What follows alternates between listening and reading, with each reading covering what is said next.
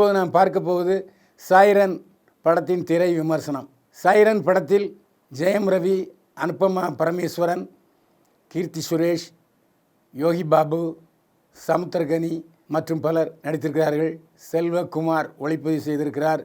GV Prakash Kumar இசையமைத்திருக்கிறார். கதை, திரைக்கதை, வசனம் எழுதி இயக்கியிருப்பவர் அந்தோணி பாக்கியராஜ். இந்த படத்தை சுஜாதா விஜயகுமார் தயாரித்திருக்கிறார். படத்தினுடைய தலைப்பு சைரன். சைரனுங்கிறது 2 வாகனங்களுக்கு இருக்கும். ஒன்று ஆம்புலன்ஸ் வாகனத்துக்கு இருக்கும், இன்னொன்று போலீஸ் வாகனத்துக்கு இருக்கும். ஆனால் ஆம்புலன்ஸு சைரன் வேறு ஒலி, காவல்துறையினுடைய வாகனங்களுக்கு வேறு ஒலி. ஏன் படத்துக்கு சைரனு தலைப்பு வச்சுருக்காங்கன்னா, ஆம்புலன்ஸ் சைரனுக்கும் காவல்துறை சைரனுக்கும் போட்டி. எப்படியாவது ஆம்புலன்ஸ் டிரைவரை ஒழித்து கட்ட வேண்டும் என்று ஒரு போலீஸ் அதிகாரி நினைக்கிறார். இன்னொருவர் அவரை எப்படியாவது வழக்கில் மாட்ட வைக்க வேண்டும் என்று நினைக்கிறார்.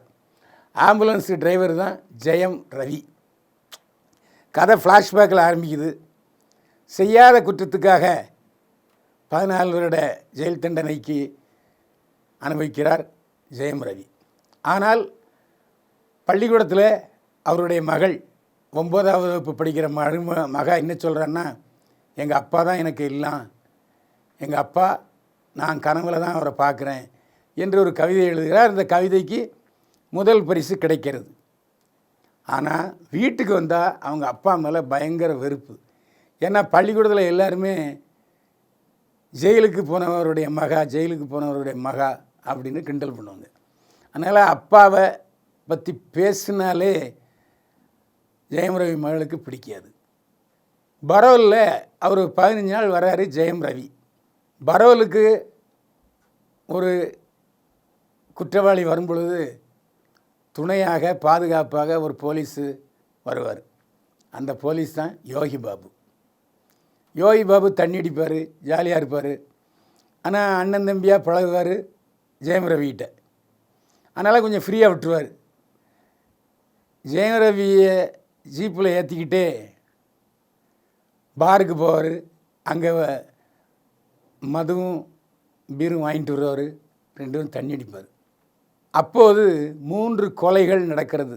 ஒன்று அரசியல் கட்சி தலைவர், இன்னொருவர் அவருடைய தொண்டரை போல நடிக்கும் அவருடைய எதிரி. இந்த 3 கொலை புலிகளும் போலீஸ் அதிகாரி கீர்த்தி சுரேஷ் பார்வையில் ஜெயம் ரவி தான் செஞ்சுருப்பாருன்னு நினச்சிக்கிட்டே இருக்கார். ஏன்னா அதற்கான சூழ்நிலைகள் அமைந்து கொண்டிருக்கும். ஆனால் ஒவ்வொரு முறையும் நான் இந்த கொலையை செய்யலை சொல்லிக்கிட்டே இருப்பார் ஜெயம் ரவி. இதுக்கு இடையில் சமுத்திரகனி டிஎஸ்பி போலீஸ் அவருடைய தங்கச்சியை ஒரு பட்டியலினத்தவர் பையன் காதலிப்பான். பட்டியலினத்தவனும் டாக்டர் தான், சமுத்திரகனி தங்கையும் டாக்டர் தான். 2 பேரும் லவ் பண்ணுவாங்க. ஆனால் சாதி வெறி பிடித்த சமுத்திரகனி அதை எதிர்ப்பார். இதுக்கிடையில் சமுத்திரகனி தங்கையை காதலிப்பவரும் கொல்லப்படுகிறார். இப்படியாக தொடர்ந்து கொலைகள் நடந்து கொண்டிருக்கின்றன. ஆனால் அந்த கொலையை தான் செய்யவில்லை என்பதை எப்படி நிரூபிக்கிறார் ஜெயம் ரவிங்கிறதான் கதை. பல படங்களில் ஜெயம் ரவி ஆக்ஷன் ஹீரோவாக பார்த்துருக்கோம், லவபிள் ஹீரோவாக பார்த்துருக்கோம். இந்த படத்தில் முற்றிலும் ஒரு சோகம் கலந்த ஹீரோவாக பார்க்குறோம். அதாவது வெள்ளை தாடி, ஒரு நடுத்தர வயது இளைஞனாக வருகிறார் ஜெயம் ரவி. வழக்கமாக சோக நடிப்பு ஜெயம் ரவிக்கு வராது. இந்த படத்தில் இயக்குனர் அந்தோணி பாக்கியராஜ் அவர் நடிக்க வச்சுருக்கார். ஜெயம் ரவியை அவருடைய அண்ணன் நடிக்க வச்சுருக்காரு தனி ஒருவன் படத்தில். அவருடைய படங்கள் எல்லாமே, அவருடைய அண்ணன் இயக்குகிற படங்கள் எல்லாமே ஜெயம் ரவிக்கு நல்ல பேரை வாங்கி கொடுத்துருக்கு, வசூலையும் அள்ளும். இந்த படத்தில் இயக்குனர் அந்தோணி ராஜ் ஜெயம் ரவியை சோகத்தின் உச்சக்கட்டத்துக்கே கொண்டு போயிருக்கிறார். ஜெயம் ரவியுடைய அடுத்த கட்ட பரிணாம வளர்ச்சியை நம்ம நல்லா பார்க்க முடியுது. சோகத்தை வெளிப்படுத்துகிறார். எப்படியாவது மகளை பார்க்கணுன்னு நினைக்கிறாரு. ஆனால் மக தன்னை வெறுக்கிறார அப்படிங்கிற ஒரு சோகம். அதே போல் செய்யாத பழி நம்ம மேலே விழுத அப்படிங்கிற ஒரு வருத்தம், வாய் பேசாத தன்னுடைய மனைவி உயிருக்கு போராடுவதை காப்பாற்றுற ஒரு குணம், எல்லா விதத்திலுமே ஜெயம் ரவி மிகச்சிறப்பாக நடித்திருக்கிறார். இனிமேல் பட்டு வருங்காலத்தில் அவர் எந்த ஒரு பாத்திரத்தையும் ஏற்று நடிக்கக்கூடிய பக்குவத்துக்கு வந்து விட்டார் ஜெயம் ரவின்னு தான் சொல்ல வேண்டும். பல சீன்களில் ஜெயம் ரவியை பார்த்தா ஐயோ பாவம் என்னமா கஷ்டப்படுறாரு அப்படி என்கிற ஒரு விமர்சனத்தை அவர் பெற்றிருக்கிறார் என்று சொன்னால் ஜெயம் ரவி தேறிவிட்டார் என்று தான் அர்த்தம். இந்த படத்தில் ஃபைட் சீனில் பின்னி பெடல் எடுத்திருக்கார் ஜெயம் ரவி. 3 ஃபைட்டு, அதே மாதிரி ஆம்புலன்ஸு சேசிங் சீனு, ஆம்புலன்ஸ் உருள்றதெல்லாம் மிகச்சிறப்பாக காட்டியிருக்கிறார் ஜெயம் ரவி. அதே போல் இந்த படத்தில் ஜெயம் ரவிக்கு இணையாக கீர்த்தி சுரேஷ் பாத்திரம். ஆனால் ஜெயம் ரவிக்கு ஜோடி கீர்த்தி சுரேஷ் கிடையாது. இந்த படத்தில் குணச்சித்திர வேஷத்தில் நடித்திருக்கிறார் கீர்த்தி சுரேஷ். அவருக்கென்று ஜோடி கிடையாது, காதல் டூயட் கிடையாது. முழுக்க ஆக்ஷன் பேக்டு கேரக்டர். அவர் ஆரம்பத்தில் லாக்அப் மர்டர் காரணமாக சஸ்பெண்ட் செய்யப்படுகிறார். பிறகு லாக்அப் மர்டர் அவர் வேலை தப்பு இல்லைன்னு தெரிஞ்சோன்னா மறுபடியும் வேலைக்கு வருகிறார். ரொம்ப ஸ்ட்ரிக்ட் ஆஃபீஸர் கீர்த்தி சுரேஷ். ஒரு கம்பீரமான போலீஸ் அதிகாரியை நாம் கீர்த்தி சுரேஷிடம் பார்க்க முடிகிறது. அதேமாரி அடுத்து பார்த்திங்கன்னா அனுபமா பரமேஸ்வரன், வாய் பேச முடியாது, ஊமை. இந்த படத்தில் தன்னுடைய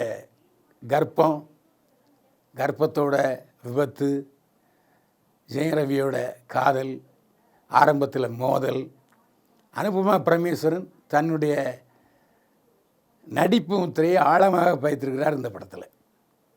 இதுக்கப்புறம் அனுபமா பரமேஸ்வரனுக்கு நல்ல பாத்திரங்கள் கண்டிப்பாக தேடி வரும். சமீப காலமாக பல படங்களில் கதாநாயகன் நடித்திருந்தார். அதுவும் சமூக விழிப்புணர்வு படங்களில் கதாநாயகன் நடித்திருந்தார் சமுத்திரகனி. சில படங்களில் குணச்சித்திர வேஷமும் நடிச்சிருந்தார். ஆனால் முதல் முறையாக இந்த படத்தில் வில்லன் வேடம் ஏற்றிருக்கிறார். அதுவும் ஜாதி வெறி பிடிச்ச வில்லனை வர்றாரு சமுத்திரகனி.